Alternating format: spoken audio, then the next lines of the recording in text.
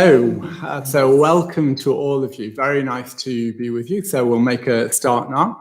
So I'm Paramabandhu. I live upstairs at the London Buddhist Centre, and it's actually a long time since I've been at Dharma Night, or at least taught at Dharma Night. It's possibly over 10 years. So it's very nice to be back at Dharma Night. And I'm looking forward to being with you this evening. So tonight I'm going to be talking about how to live without regret. But I'll just first of all just give you an outline of what we're going to be doing. So I'll follow the usual format. So in a moment we'll have a short meditation that I'll lead us in. Then I'm going to talk about how to live without regret. And then we'll have a period of time for some question and answers. And then there'll just be a couple of things to conclude the evening with. Okay, so let's start with a meditation. So if you'd like to just settle yourself up for meditation.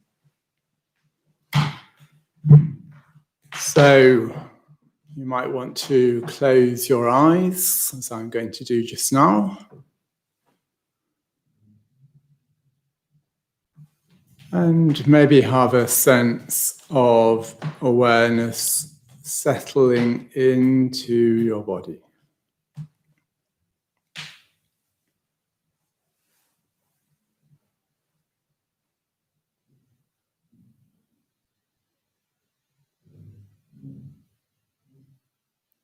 So you can just imagine awareness descending into your body, a bit like a sheet falling through the air and coming to land on the earth.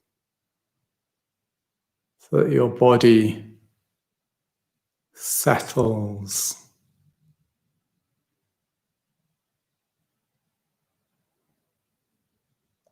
And you can feel the contact of the ground beneath you.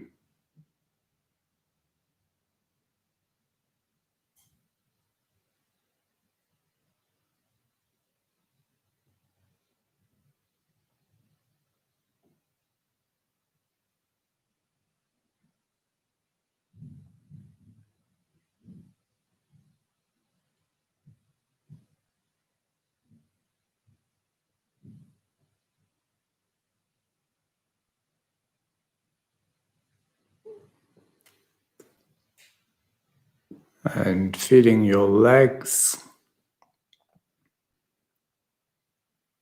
noticing any holding on, perhaps in the thighs.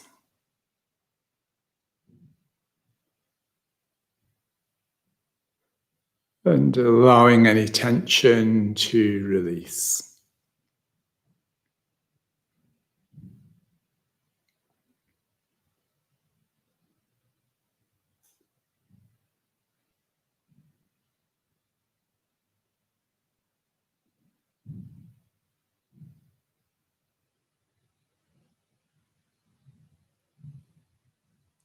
And feeling the contact with the cushions or the chair.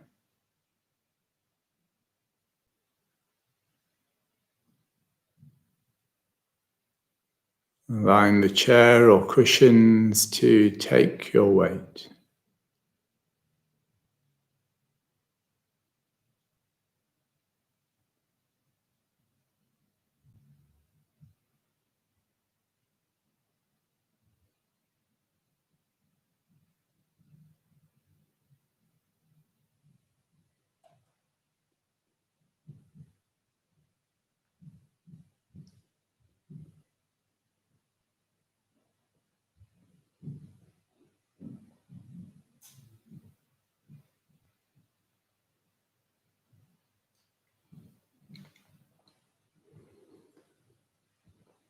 And we can have a sense of our spine rising out of the pelvis in its natural curves.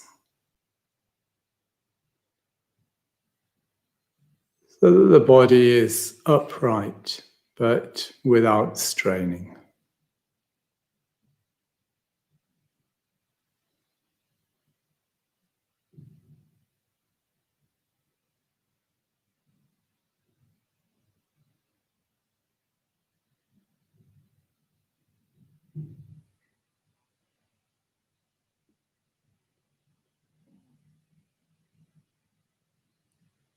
And taking awareness to the head and the face, allowing the face to soften, especially around the eyes and the mouth.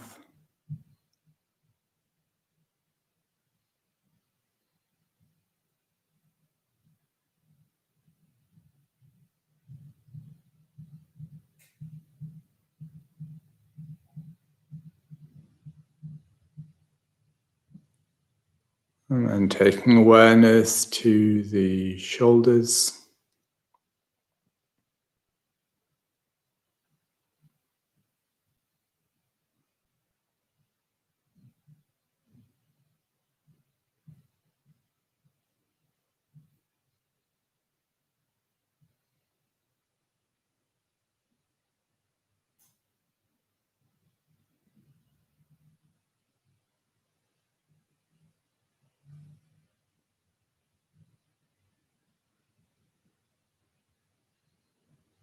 noticing any tension in the shoulders and allowing that to release.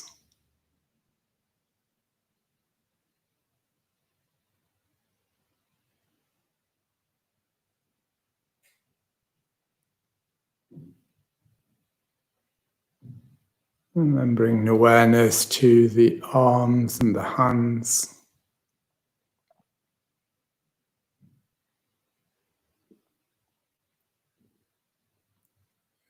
Feeling the fine sensations in the hands. And if they're touching, feeling the contact of one hand against another.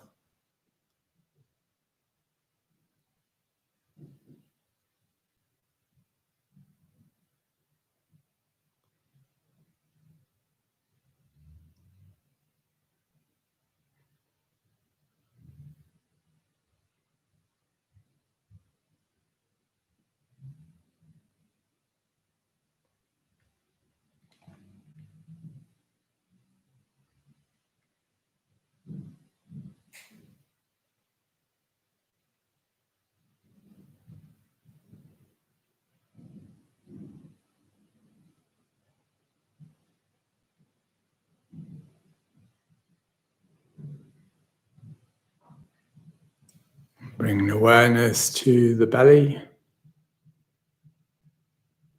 Allowing the belly to soften.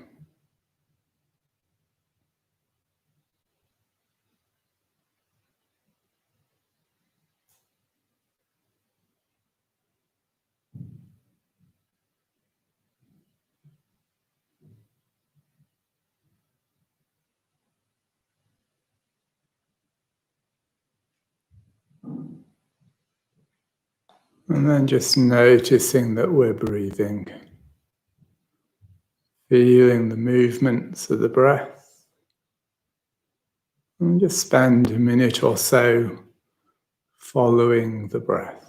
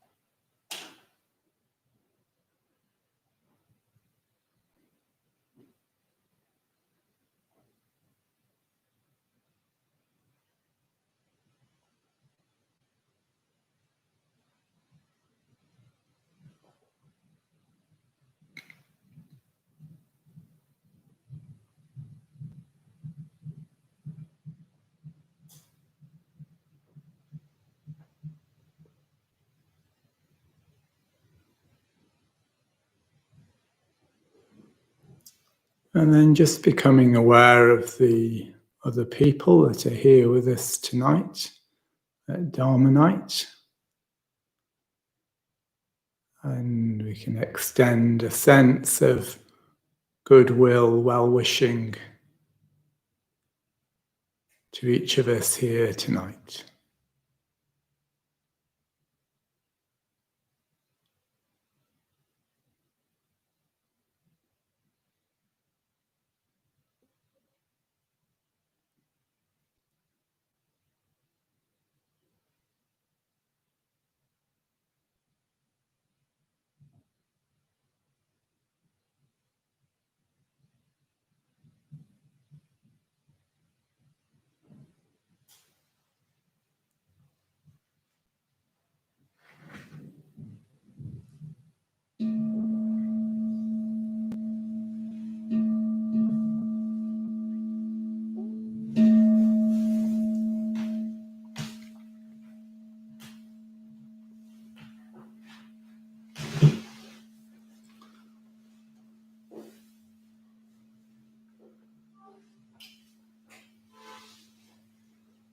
Okay, so just bring that meditation to a close.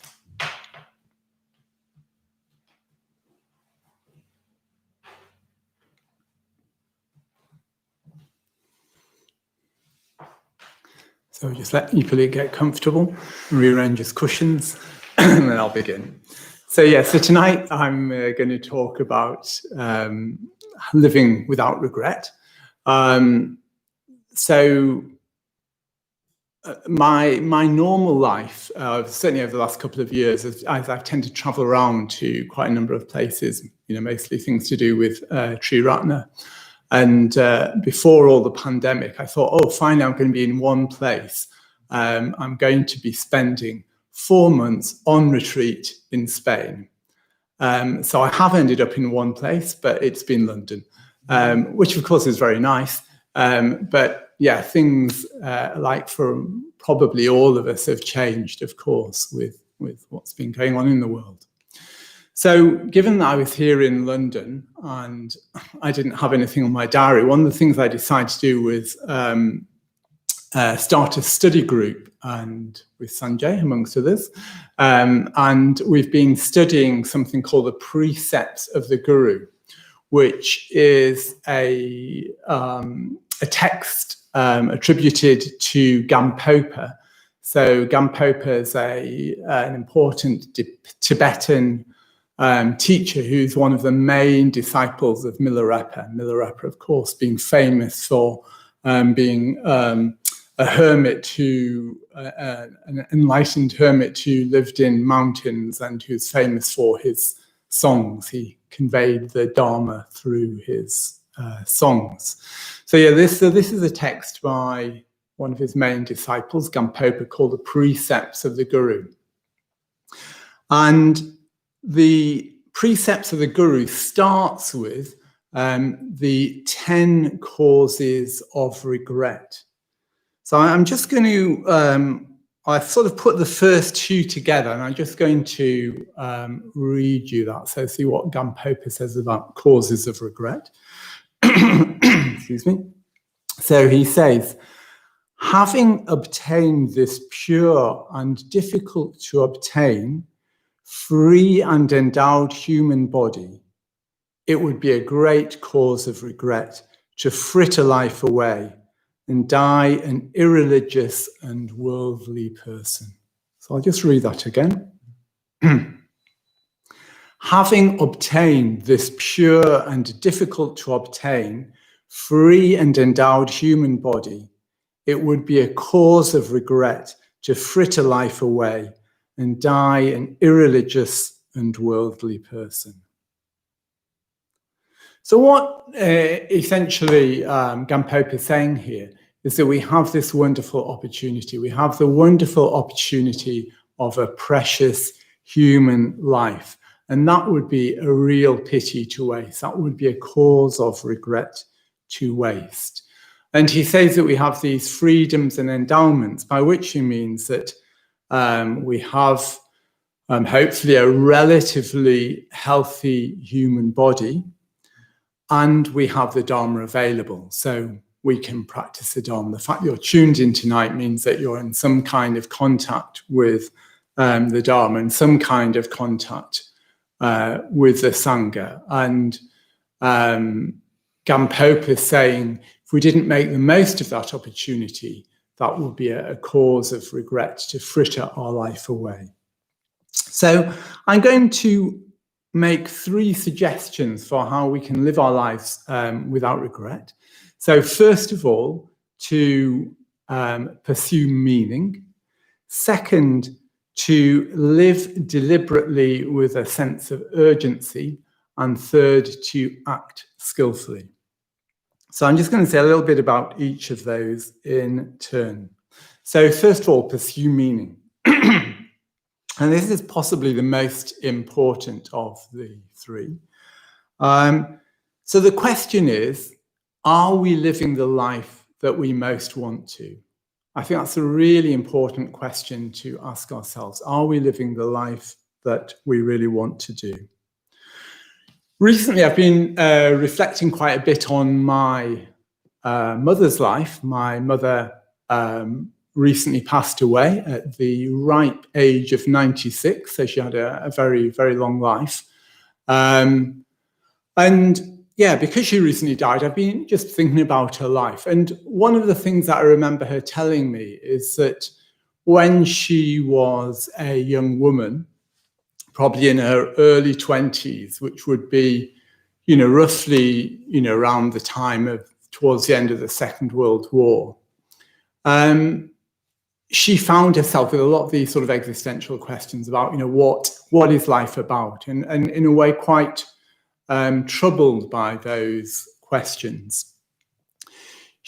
Around that time, she met and fell in love with a Frenchman, and they became engaged. So she was engaged to a man called Edouard, and they seemed to really, they seemed to get on very, very well together. And Edouard sort of said to her, well, don't worry, let's have a look at these questions, after we're married. So after we're married, we can read about the different religions, and we can really sort of think about these things. And my mum was, very excited about all this. Now, unfortunately, Edouard was killed in 1948 in the Berlin airlift. That, in a way, that conversation, that happened just before they were due to be married. So those conversations that my mum was hoping to have never happened. She then later met and married my dad, who, again, was a lovely man, but not, I suppose, into asking those sort of questions. So it feels like for my mum, although in many ways she had a very good and very happy life, it felt like there were this sort of upsurge of questions about what is a really meaningful life. But then a bit like the lid had to be put on it, or she felt the lid had to be put on it. And I think this is, in a way, not an uncommon thing. I think particularly when we're young, but not just when we're young, we can find ourselves asking these questions about, what makes for a meaningful life? What is life about? And I think, sadly, we don't always follow that through. Some of us do, of course, but sadly, either through internal or external circumstances, we sort of put a lid on those questions. And I think, for my mum, although, as I said, she had, generally I would say she had a happy and, good life, I think there was this little bit of regret at not having really answered or really investigated those questions. So I think, in a way, that's the first thing is to ask ourselves is, how do we really want to live? What is really important to us? And I think that is even sort of broader than, in some ways, than the Dharma, in the sense of it's, you don't have to be a Buddhist or anything to ask yourself those questions about what sort of life do I want to lead? How can I make the most of this precious opportunity of having a human birth, of having a life. So I think that's the first part, is of pursuit of meaning. But of course, as a Buddhist, and certainly for Gampopa would see the purpose of life is to gain enlightenment, or to pursue the path to enlightenment for the benefit of all beings.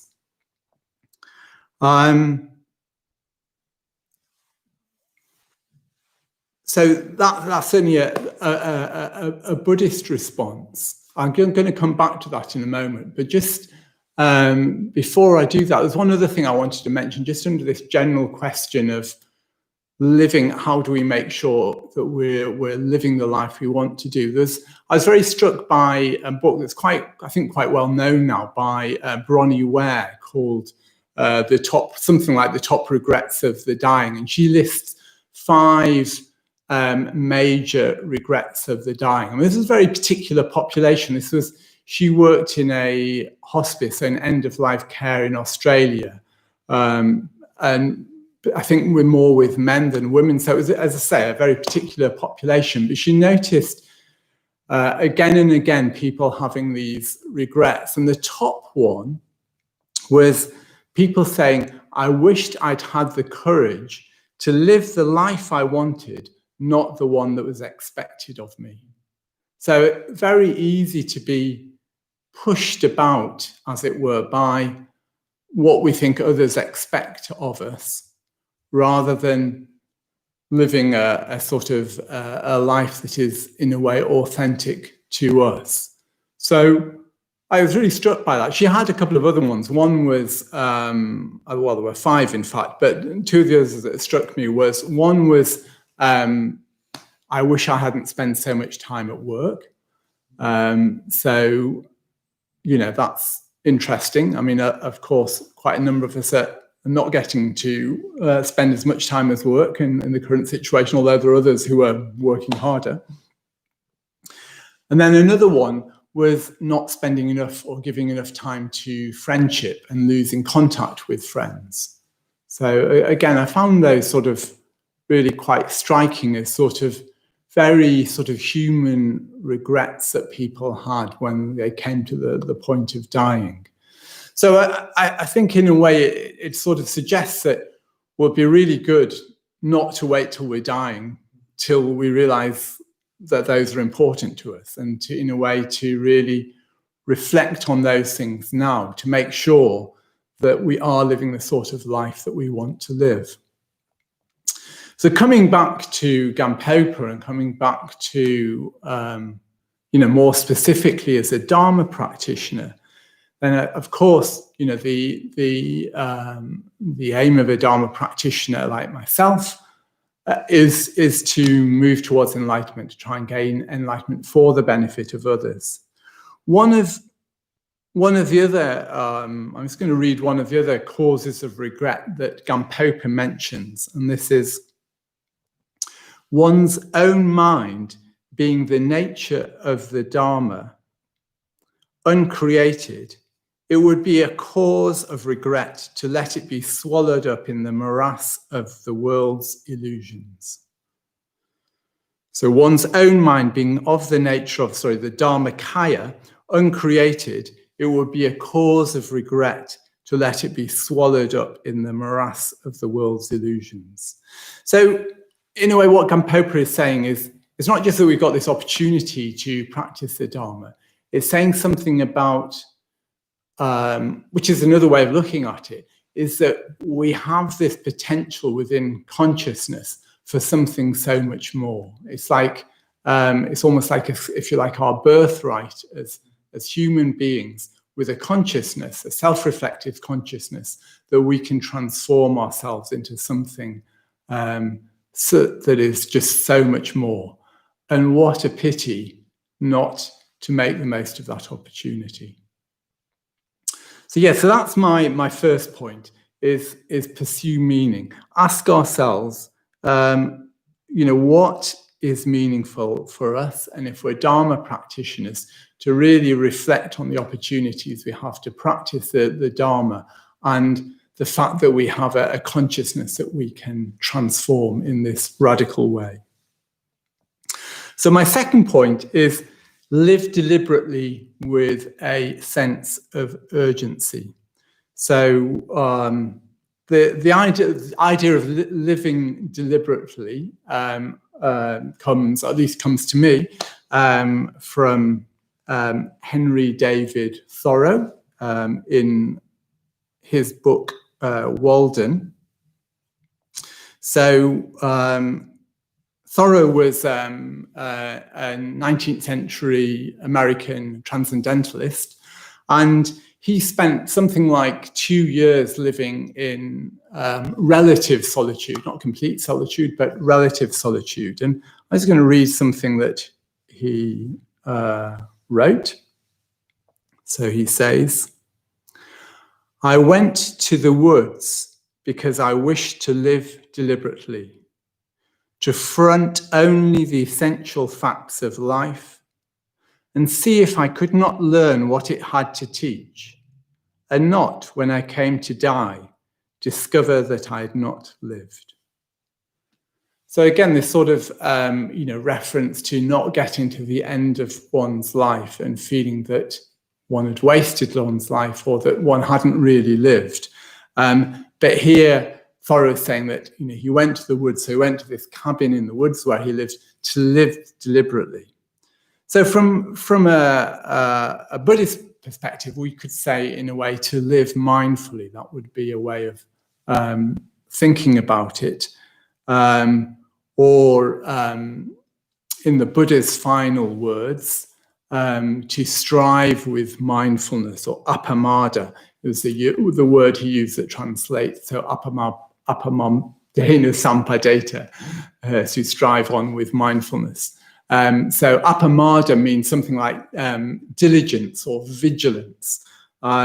So it's, in a way, it's sort of mindfulness and effort. And so we could say that is about living deliberately, to really apply ourselves, but with real awareness and attention. And, related to this, our own teacher, Bhante Sangharachita, said, if you want to make progress, watch your mind. If you want to make progress, watch your mind. So really pay attention to your mind, so you really get to know yourself, you really get to know your mind. So, in a way, I'm saying live deliberately if you want to live without regrets, because it's so easy for us to get distracted. So we may have asked ourselves, how is it? What sort of life do I want to live? We can have our aims. We might decide we want to follow the Bodhisattva ideal and to try and gain enlightenment for the benefit of all beings. But if we're not living deliberately, it's very easy to get swayed from that. It's so easy to get caught up in all the distractions that modern life offers us. In fact, I think it was Ippolit who was mentioning to me, it's a little study that showed that when we watch video clips, we get a little boost of dopamine. And that, of course, is sort of associated with pleasure. So it's very reinforcing. So it's very easy to get caught up in, down a rabbit hole of successive video clips, or the sort of thing of getting addicted to checking our phone, checking for Facebook or other social media messages.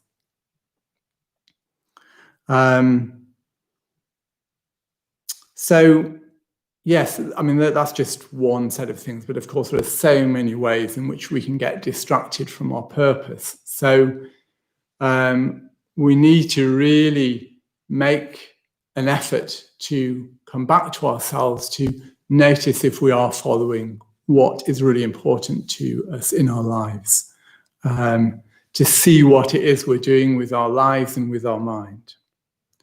And this is going to be helped, this living deliberately, if we also have a sense of urgency. One of the things I like to do is in the mornings at the start of my meditation is bring to mind the 5 daily reflections. I just mentioned 4 just now, and I'll come back to the 5th in a moment. So the first 4 are: I'm subject to decay. I cannot escape decay. I'm subject to illness. I cannot escape illness. I'm subject to death. I cannot escape death. Everything that is mine and is dear to me must change and disappear. So I find them, they're really good to use at the beginning of, well, they're good to use anytime actually, but I find them very good to use them at the beginning of meditation to, in a sense, focus my mind on what is really essential. I quite like in this translation, which I took from Ayakema, that it says, I'm subject to decay rather than I'm subject to aging, which is also how it's often translated. There's something about I'm subject to decay that I find just got a bit more of an emotional poke to it. So again, I quite like that.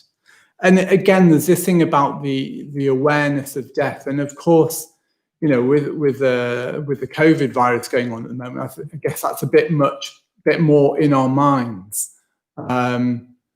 And that is a very positive thing to reflect on. Obviously not positive that so many people are dying, but as a source of reflection to just heighten this sense of urgency, I think is just really, really helpful.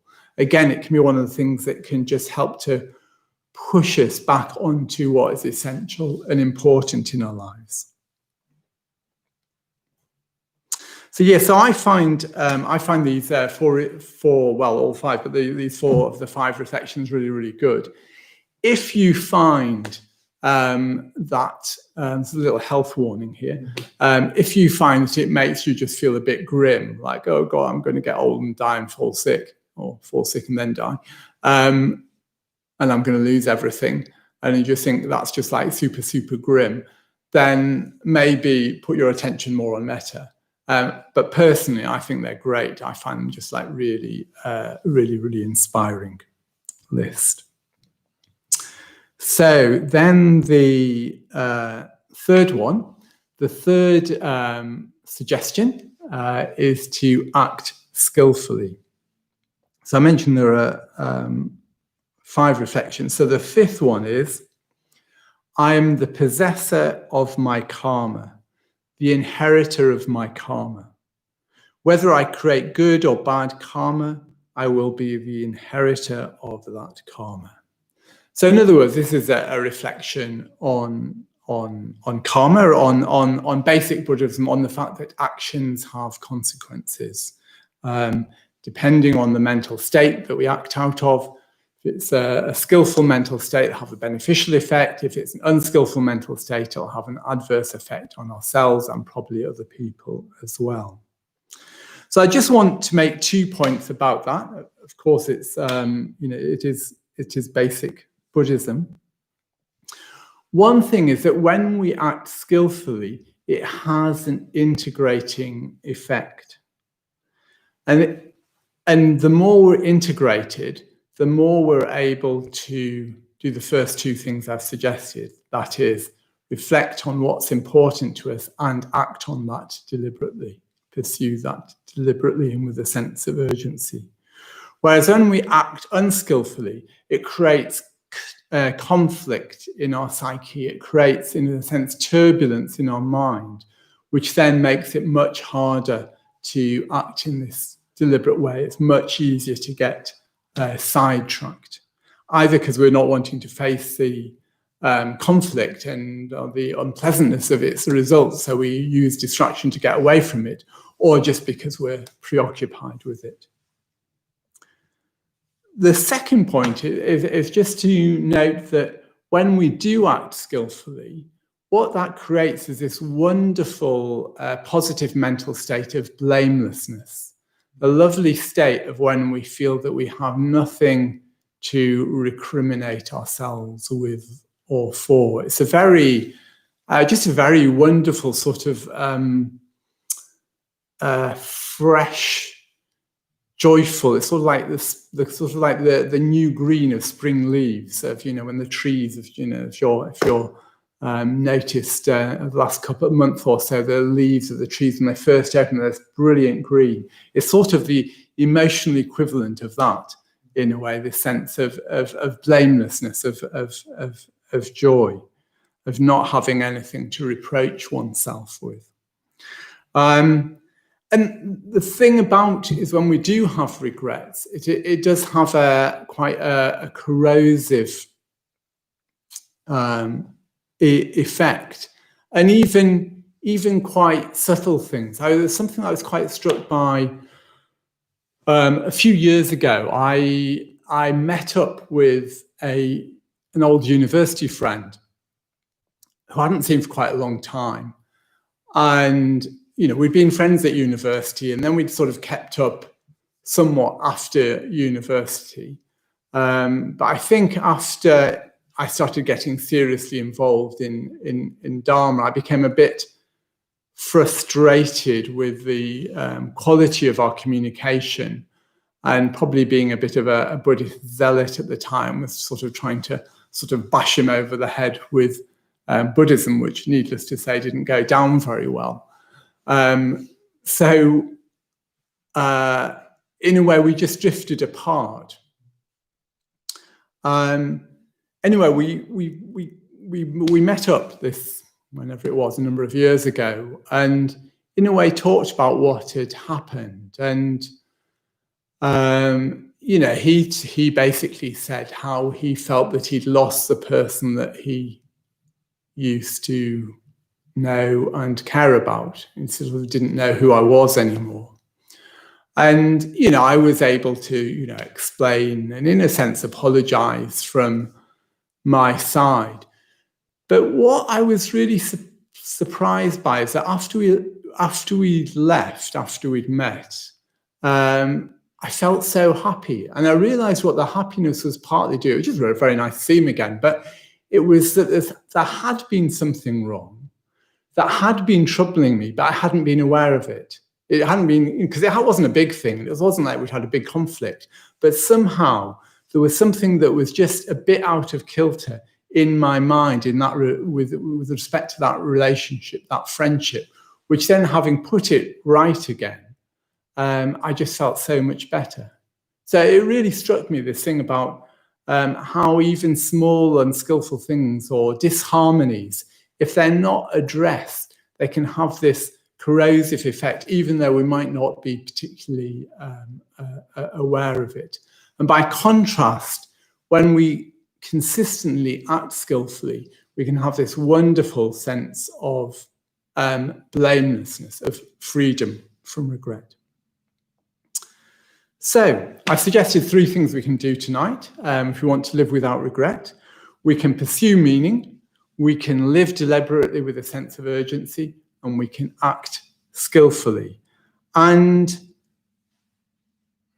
now, of course, is the time to do that. Not tomorrow, not next year, but now. I mean, of course, we're at this interesting time when, with the pandemic, when, so many things in our lives have changed. But I don't know about you, but I've sort of started to notice how, in some ways, it's like at the beginning of the lockdown, certainly here in the UK, it felt like everything was different and, in a certain sense, a bit up for grabs. But it feels like now, as the lockdown's beginning to ease, things are sort of settling down again, and there's a sort of new normal in a kind of way. So I think, in a way, now is a real opportunity, but it would be very easy to miss it, particularly as things do slide back into how things were before, or that we just get accustomed to this new normal. So let's really use this opportunity to reflect on our lives and really make the most of our lives. Okay, good. So we've got some time for questions. So I'll have a little sip of water and ask Sanjay to tell me what questions we got. It might take a minute. I don't know if you want to mention the course. Oh, yeah. So whilst Sanjay is just seeing what questions arrive, so just to mention, tomorrow morning there's a Life with Full Attention course starting. That's with Paramabandhu, Dana Uttar and Amala Yogin, and that's from 10:30 to 10 in the morning UK time to 11:30, and it's not too late to sign up. So if you want to sign up for that, please feel free to do that. Okay. So we've got a question from Mercia. They say, how do I tune my moral compass in order to distinguish skillful actions from unskillful ones? Okay, great. So a question from Mercy about how does one tune one's moral compass to distinguish skillful from unskillful? So I think there are a couple of things one can do. So first of all, we have the precepts, which are sort of like kind of benchmark guidelines, broad brushstroke guidelines. So the 5 precepts, for example, of acting with loving kindness, acting with generosity, acting with stillness, simplicity and contentment, acting with truthfulness, and acting with mindfulness, and abstention from the opposite of those. So they're sort of good broad brushstroke guidelines and very helpful to reflect on. But the other thing that we can do is really pay attention to the effects of our actions on our mind and also on other people. Now, that's not a completely foolproof thing, but you can generally tell. So insofar as when we act with loving kindness, for example, it tends to feel good. When we act out of hatred, if we really pay attention, it tends to have a sort of constricting effect and not feel very good. So that's something that it's really worth sort of noticing.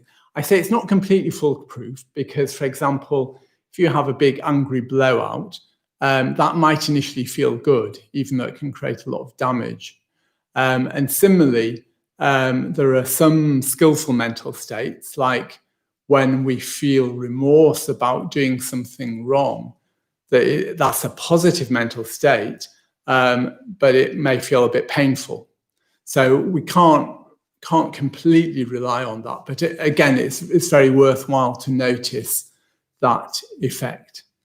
And then the other thing is to also, you can refine your moral compass by, as far as you can, being around other people who are trying to act skillfully and observing their behavior. We can learn so much from each other in that way, and particularly learning from people who've been practicing perhaps longer than us, to see how they respond in different situations.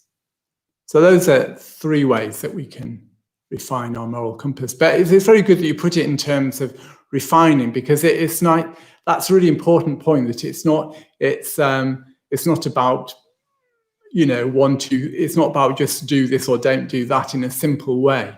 It's about increasingly having a subtle and more refined ethical sensibility, which develops over time.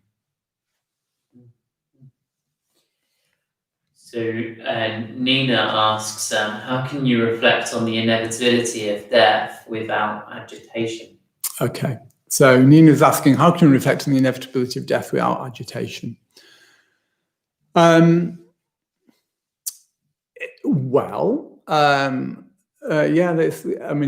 suppose different things about thinking about that. I think partly there's a bit of a temperamental thing there.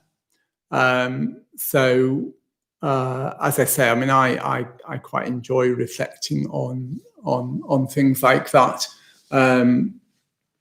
years ago, I was leading one of our sort of winter beginners retreat, and I decided we'd have a day reflecting on impermanence. So I devised or rather put together a whole set of readings on impermanence, and I and other people too found it just like really, really inspiring. And some people thought, oh, this is just very grim.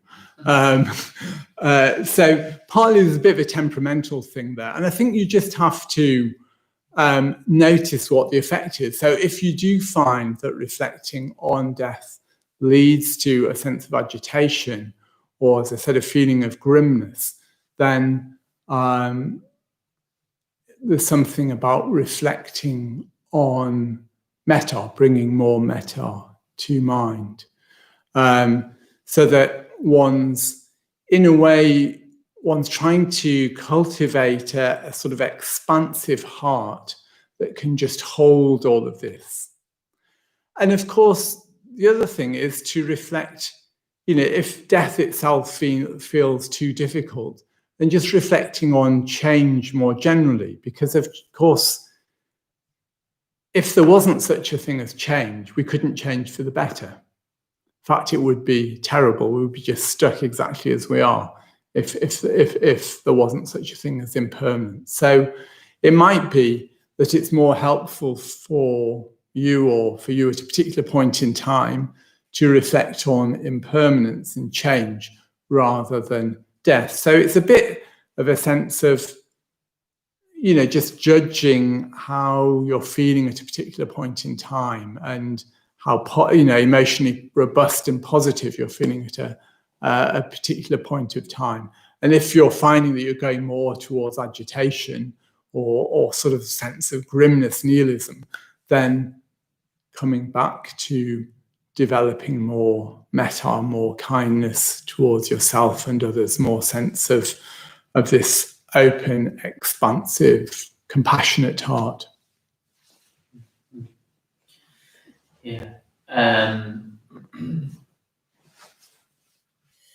So Aaron asks, how do you live the life you most want while taking into consideration other people in your life?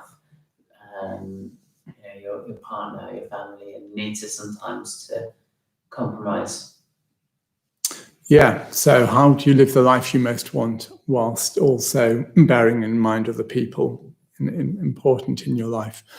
Yeah, well, in a sense, there's not an easy answer to that. And I think one thing is to realize that we can't do everything in our life. I mean, I've quite often thought that I'd like several parallel lives to do all the different things that I would ideally, like to do in my life. Even as a Dharma practitioner, I would like to be in several different places at once and being able to, be involved with different sanghas and teach different places and so on and so forth. Let alone all the other things, my other sort of interests and passions that I would like to pursue. So I think partly, we can't do everything. So it's just worth remembering that we can't do everything. So then it's a question of, but what are the things that are really, really important? So, clearly we want, clearly other people are important. So that's part of the equation. And part of the equation also can be that, we can have conflicting desires. For example, I both want to go on solitary retreat and I want to be, teaching on in the city or something like that, or I both, have feeling that I want to live in the countryside and the city, for example, things like that. So we can often have conflicting desires, and there may be ways around that in terms of you have a period doing this and then another period doing that, or you may have to make a choice. But I think one of the ways that you can try and find out, well, what is the most important? One of the things that I've found useful comes back to this thing of death. So one of the exercises you can do is to imagine your own funeral. Imagine that you'd lived the life that you really want to live.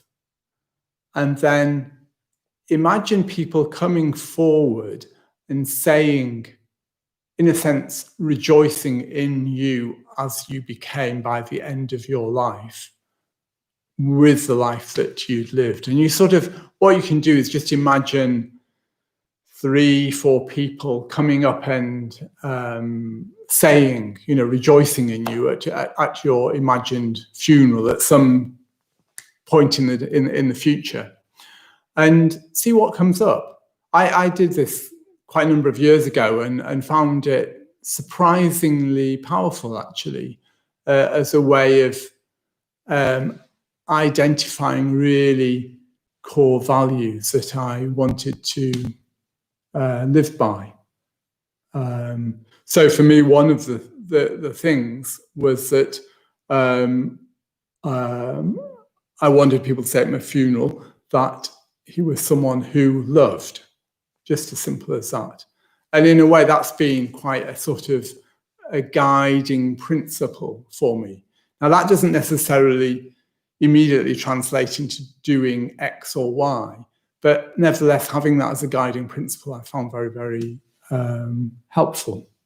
So yeah, so reflecting on, so that's a sort of a thing one can do. One can bring to mind one's funeral at the end of a life where you've lived as you really want to live, and see what people say about you.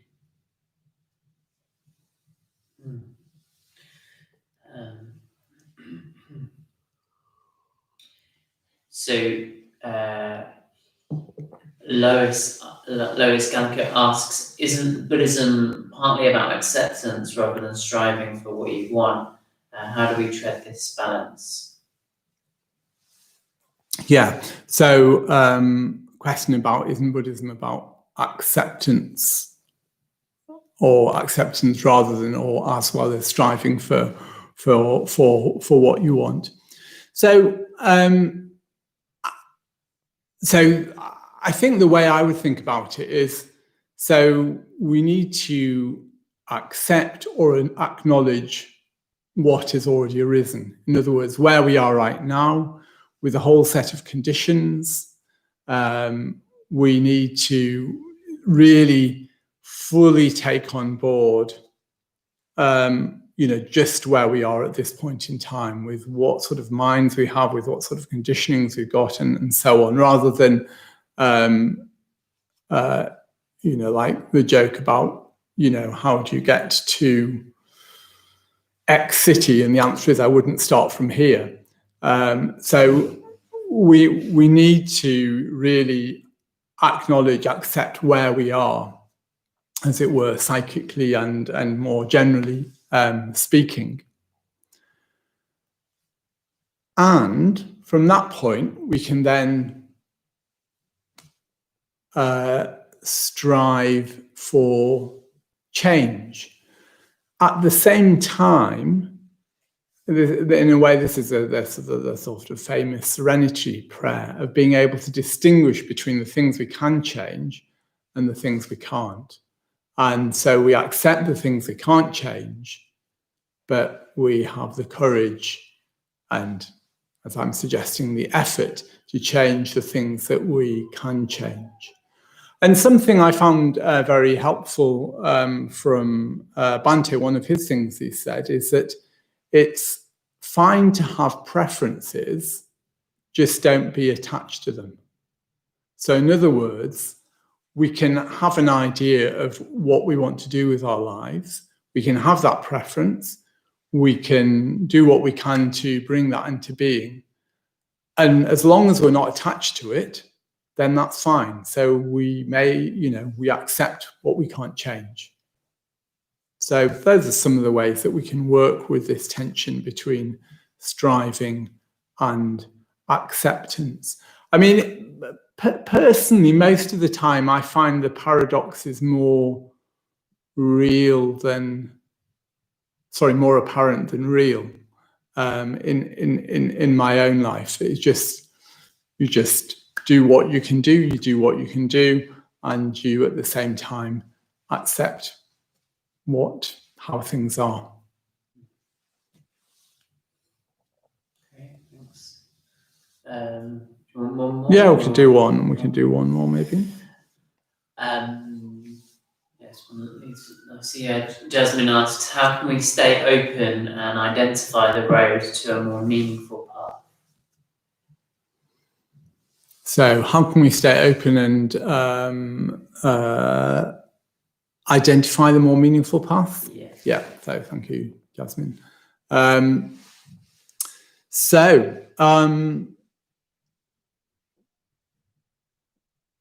think this is where having time for reflection is really, really good.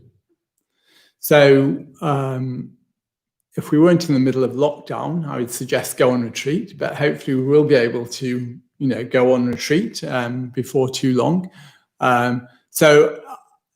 Personally, I find going on retreat is really important as a regular part of my spiritual life, where I can, in a way, take stock of my life, particularly solitary retreats. I really love going on solitary retreats and generally go on one every year.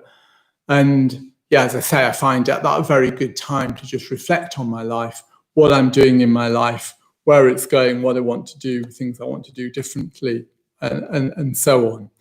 So retreat is really, really great to do that. But outside of retreat, I think what is really valuable is to reflect on our lives anyway. And we can do that maybe when we're going for a walk or something like that, or just doing nothing. So doing nothing is a wonderful practice.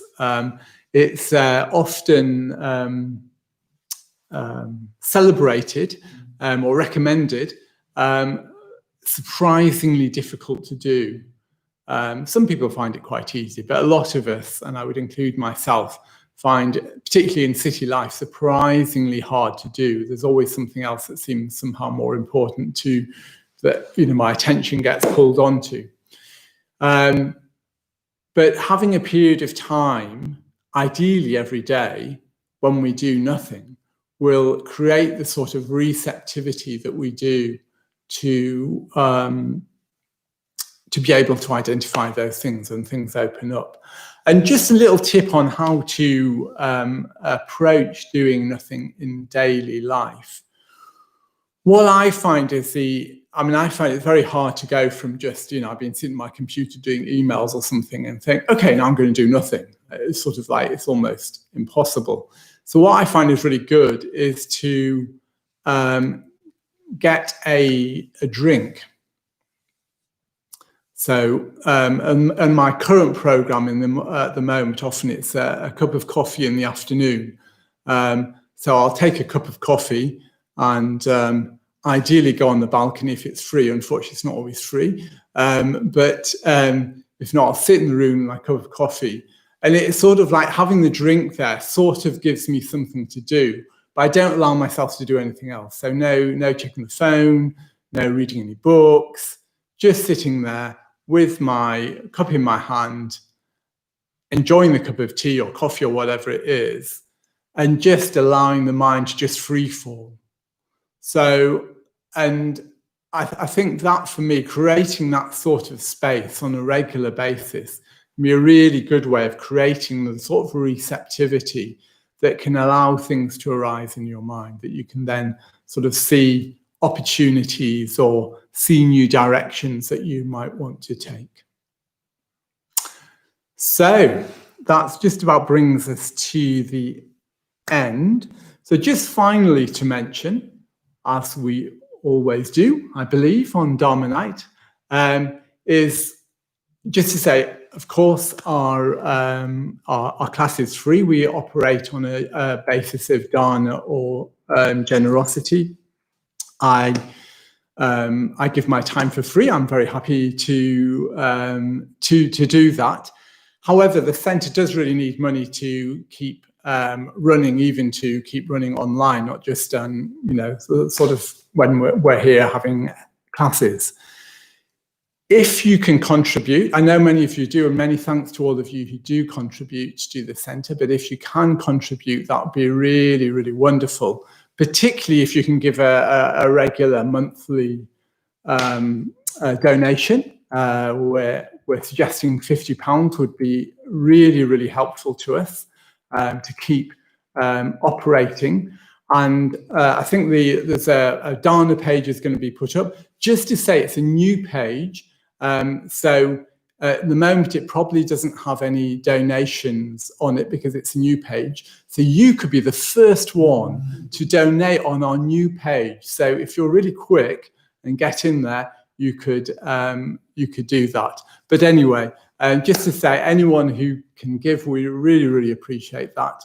And finally, just to say, it's been really lovely being with you this evening, and I hope to see you again another time.